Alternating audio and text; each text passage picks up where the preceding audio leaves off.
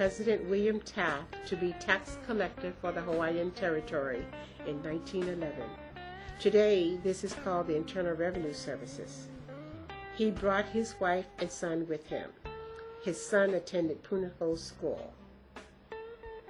Of course, Cottrill was a socialite who enjoyed the privileges provided by prestigious country clubs and socialized with top business executives associated with Hawaii's Big Five corporations.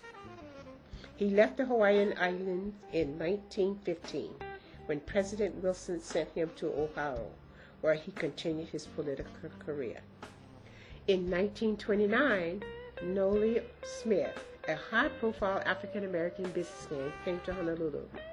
He served in the Territorial House of Representatives and became Territorial Assistant Director for the Budget Bureau. Nolle was a member of the Chamber of Commerce and was involved in a number of business ventures in the islands. In 1959, Essence magazine ran an article about blacks in Hawaii.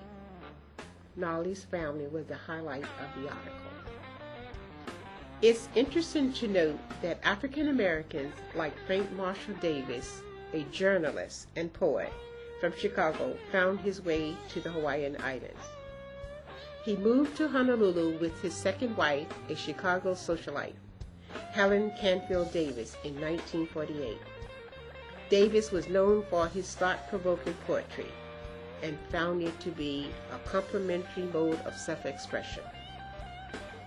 Living in the islands gave Davis an opportunity to observe the Hawaiian culture and custom firsthand. In Honolulu, Davis also wrote a series of articles on democracy, Hawaiian style. Documentation of discrimination and racism in the islands were a testament to Davis' role as a significant voice and witness in the historical process of Hawaii's economic development. He lived in Hawaii for 25 years before his death in 1987.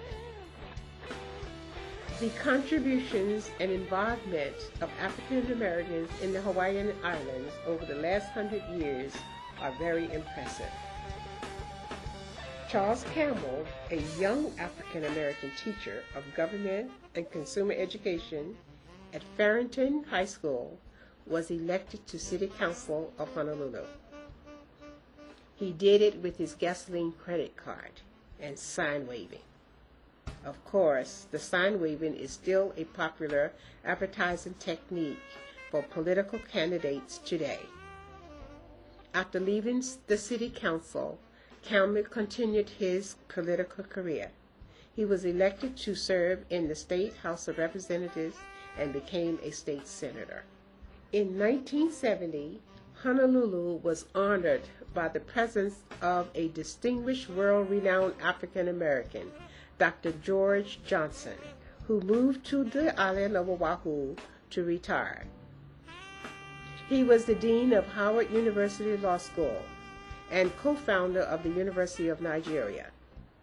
After a few months of rest, he became involved in creation of the University of Hawaii Law School with Chief Justice William Richardson. The law school opened in 1973. He lived in Honolulu until his death in 1987.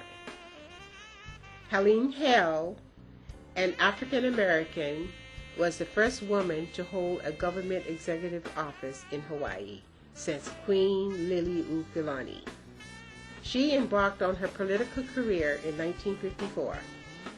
Helene ran and won the election for executive office of the Big Island, which acted as mayor in 1962.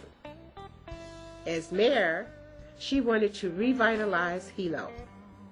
She collaborated with George Na'api and others in the community to establish the first Merry Monarch Festival in April 1964. This event has become one of Hawaii's most popular tourist attractions. In 2000, Helene Hale became the first woman of African American descent to be elected to the state legislature at age 82. She served 2 terms in the State House of Representatives. She retired recently at age 86. Mahalo nui loa and aloha.